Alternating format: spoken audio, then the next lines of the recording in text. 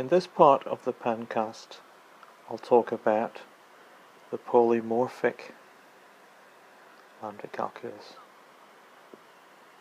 and I'll be doing three things. I'll try to motivate it, because one might wonder, why is it even interesting?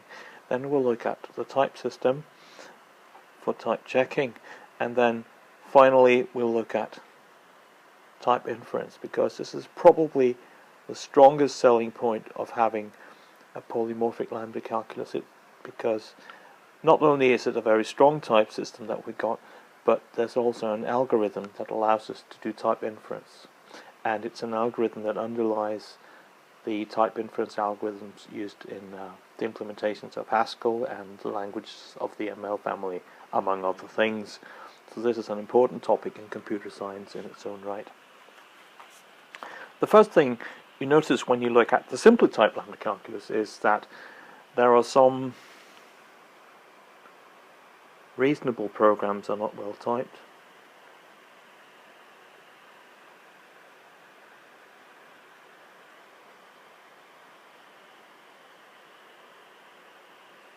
Let's have a couple of examples. Here's one. Here's a function, lambda x, if is 0 of 7, then plus, true, false, else 4. This is not well typed because, well, this sub-expression is not well typed. But even though it's not well typed, there's one thing you notice. This branch is unreachable.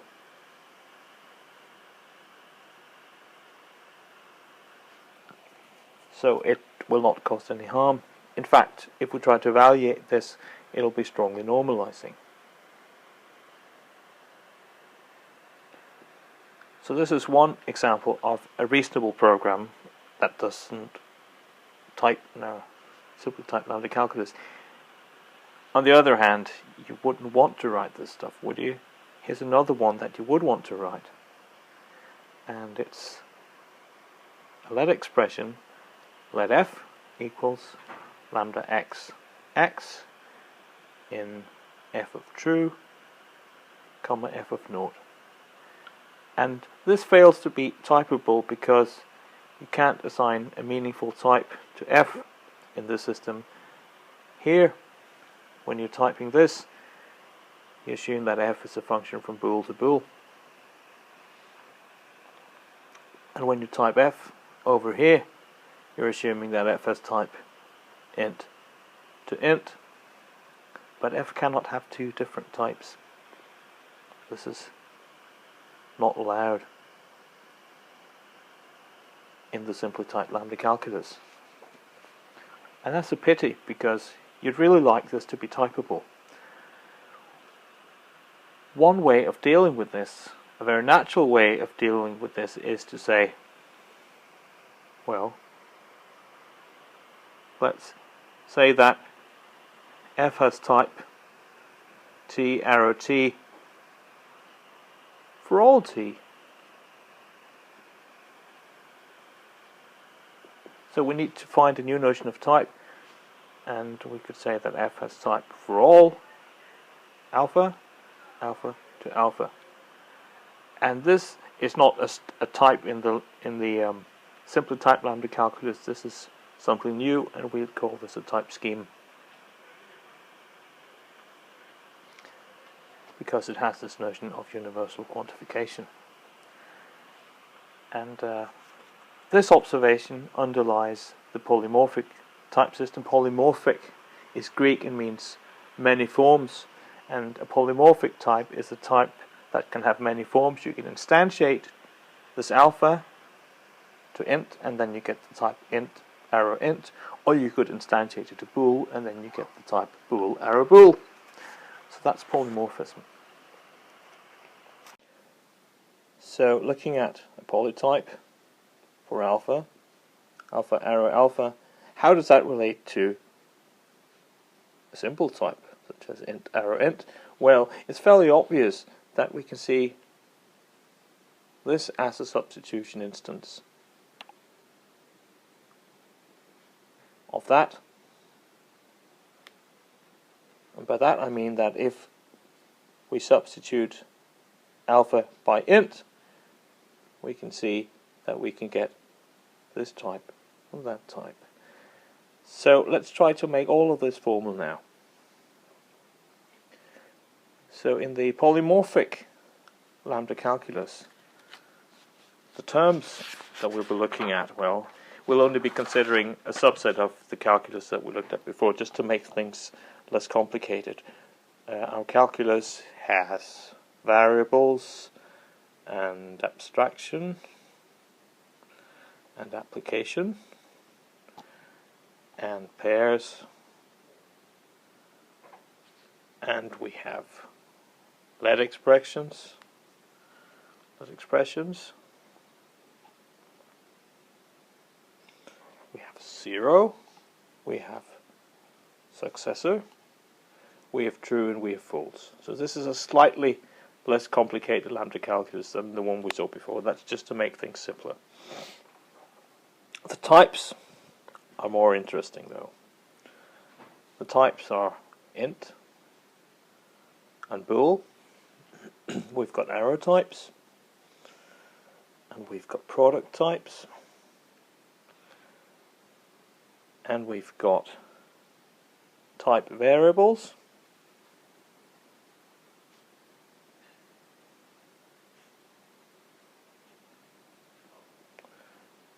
and then we have something new, and they are the type. And that's the type schemes.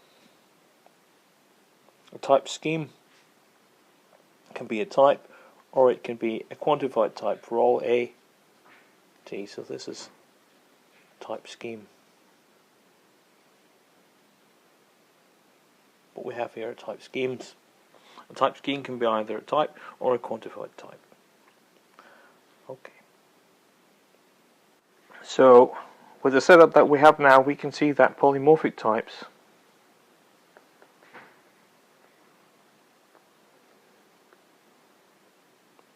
are really just type schemes.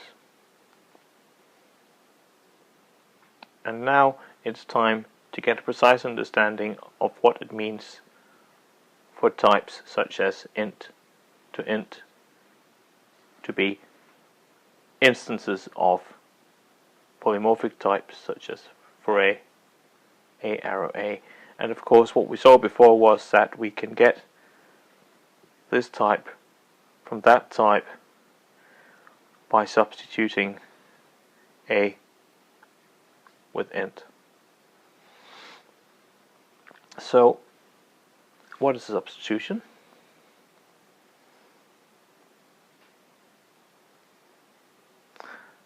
A type substitution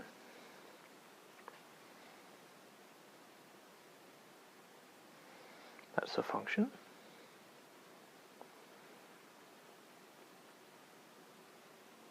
sigma from type variables to types, and we can say that for any type t, sigma t is the result of applying the type substitution sigma to the type variables in t. An example might be helpful. Let's take the type A to B and the substitution. That substitutes A with C arrow C and B with int. Then sigma of t is C arrow C arrow int. And we can do the same with type environments. For a type environment,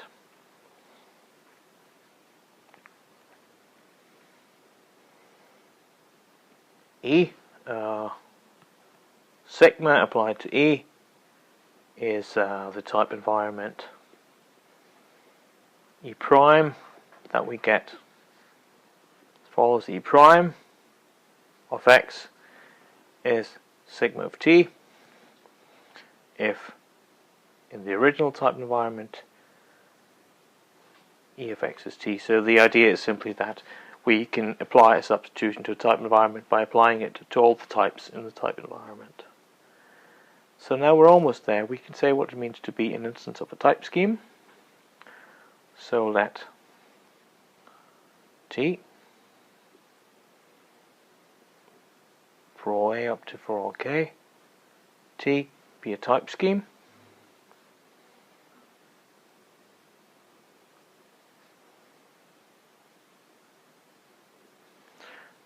We say that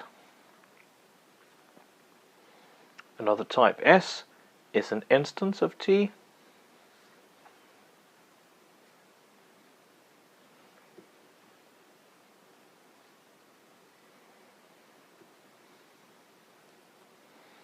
If it's the case that we can write S as a substitution of T for some substitution S or sigma.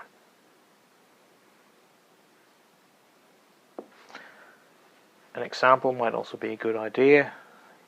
It's easy to see now that int arrow int is an instance of for all A arrow A, because clearly int arrow int is the result of applying substitution sigma to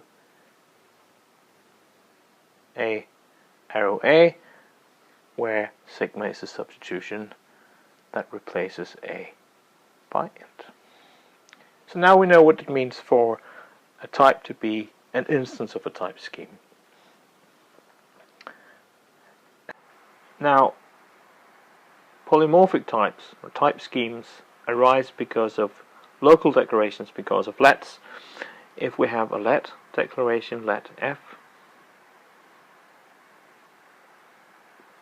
equals lambda x, x, x in f of 7, then we discovered that when we try to type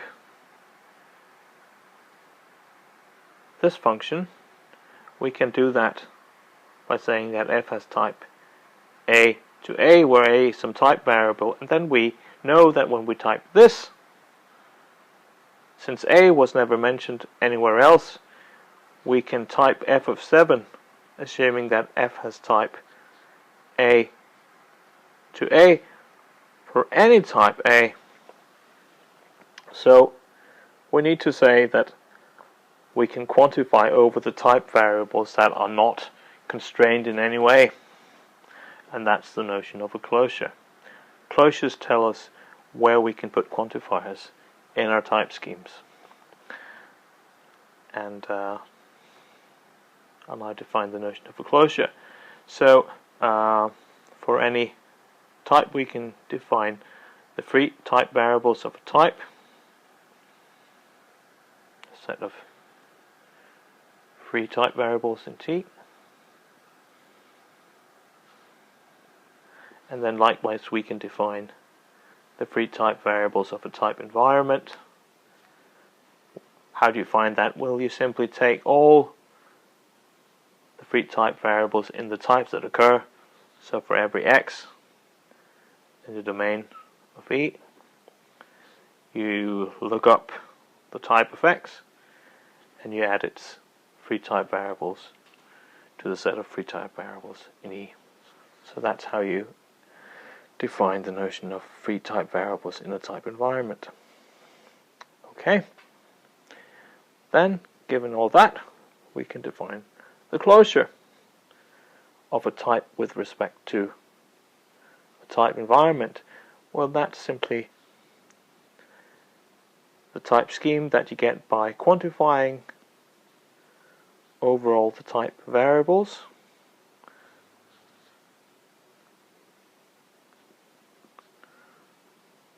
that are free type variables in T and are not constrained in the environment. So these are all the free type variables in T, and you can quantify over all of those, except you must leave out the ones that I mentioned in E.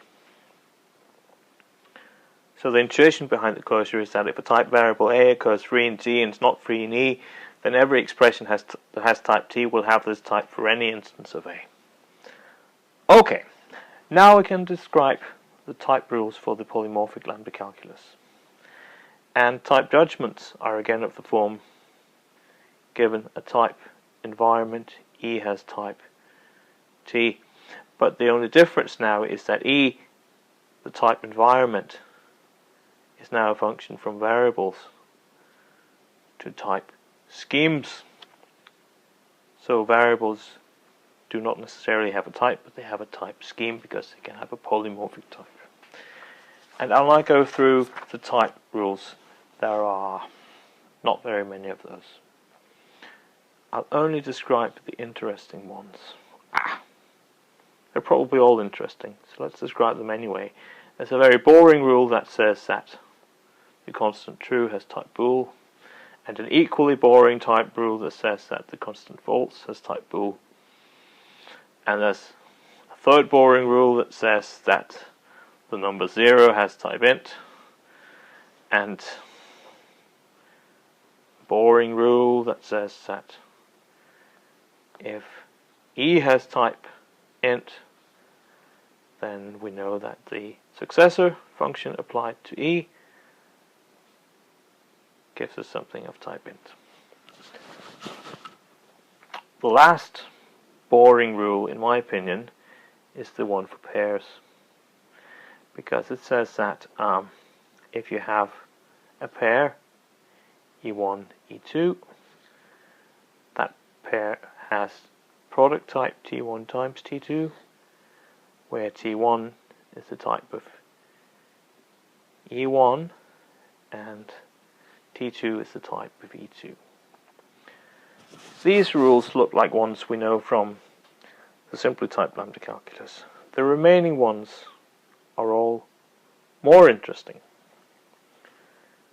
Well, the first two may not be so interesting. There's the rule for abstraction. The rule for abstractions looks a lot like what we've seen. It says that if you have lambda abstraction, lambda xe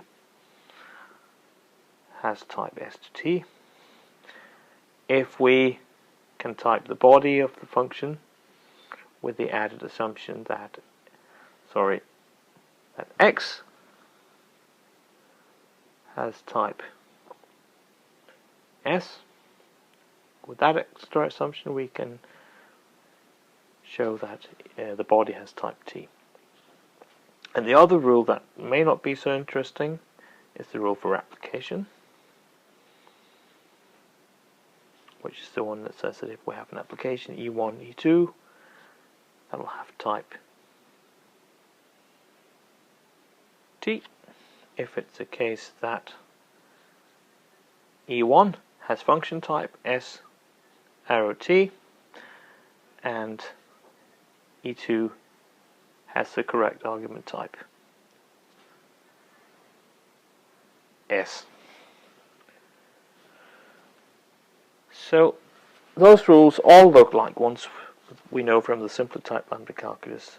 The different rules are the ones for instance, for the different rules, the ones that are radically different in our new type system are the ones for instantiating types and for declaring polymorphic lets.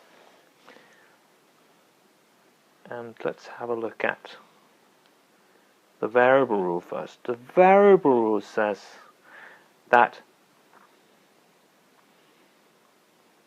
x has type t if it's the case that we can look up the type of x in the type environment, we get a type scheme, and then t is an instance of this type scheme. So this rule says that a variable of polymorphic type can be instantiated to any concrete type that we get by instantiation. The other rule is the let rule. And the let rule says that if we have a let expression, let f equal e1 in e2, that let expression has type t.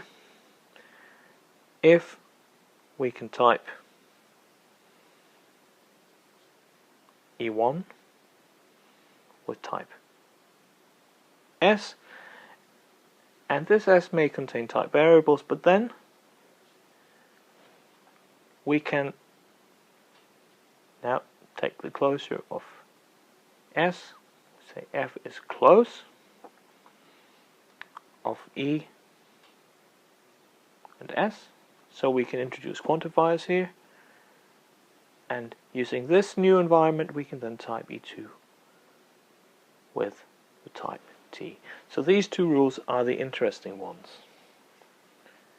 The first rule allows us to specialize the type scheme to obtain an actual type, and the other rule is the one that introduces polymorphism, because here we can introduce polymorphic types. We can introduce a type scheme for f by adding quantifiers to the type s. Let's look at an example to see how we actually use these rules in practice.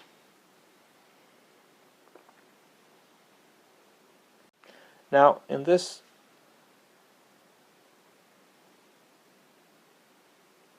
I will end the Pemcast by showing that the expression let f equal lambda x, x comma x in f of naught will have type int times int in the empty type environment, and I'll show this by building a type derivation tree.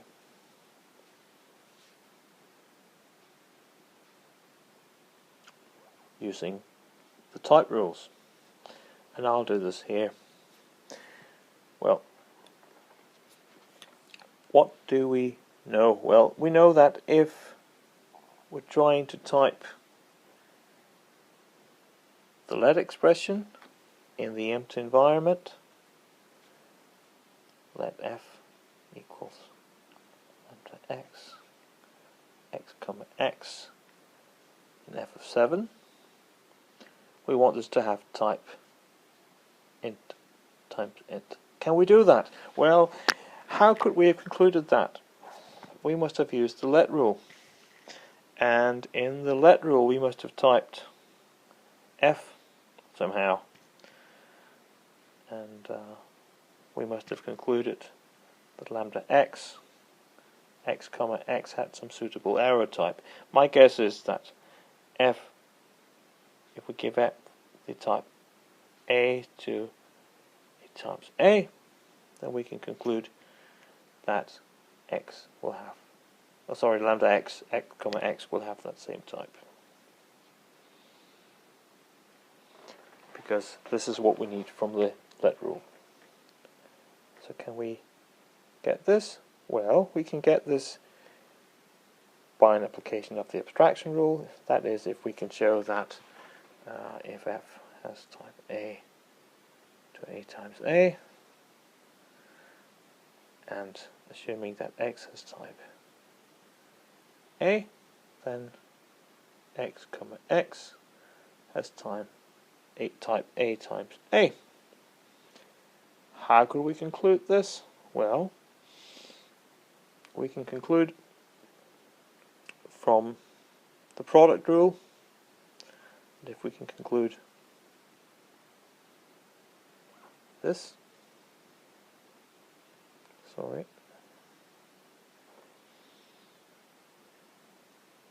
and indeed we can, because now we're simply using the hypothesis here to show that, so we can conclude that, and in fact we can do that again.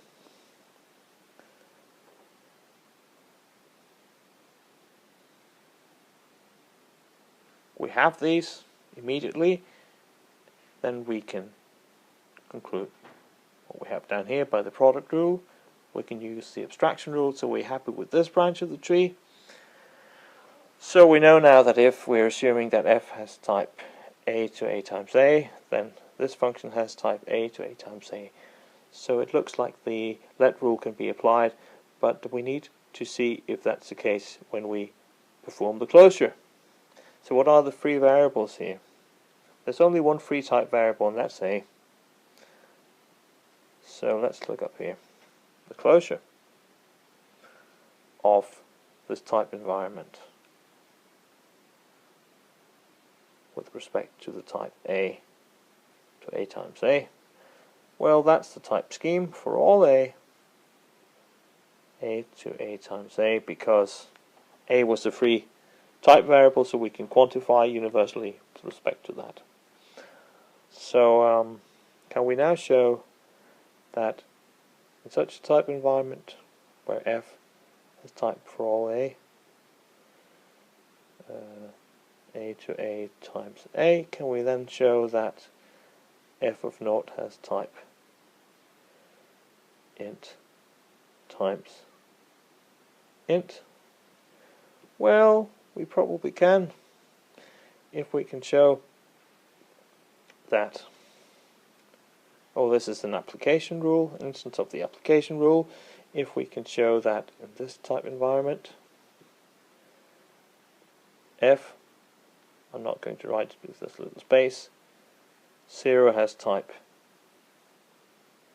int, and of course we can, that's the 0 rule. And if we can show that in this type environment where f has type for all a to a times a, we have that f is of type int to int times int.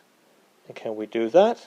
Yes, because it's easy to see that this is an instance of that. So this goes through as well. So here's our type derivation tree. Here I actually constructed the type derivation tree by starting with what I wanted to be the root and then working my way backwards. In a way that's type inference. I'm trying to find the types, but I have some qualified guesses as to what the type should be. Normally you would apply the typing rules by working in a bottom-up direction by starting with the leaves. These are the leaves. And then applying the rules. But if you want an algorithm, then there is in fact an algorithm that will construct the type derivation tree, and that's the type inference algorithm, and I'll be presenting that in the last segment of my pencast.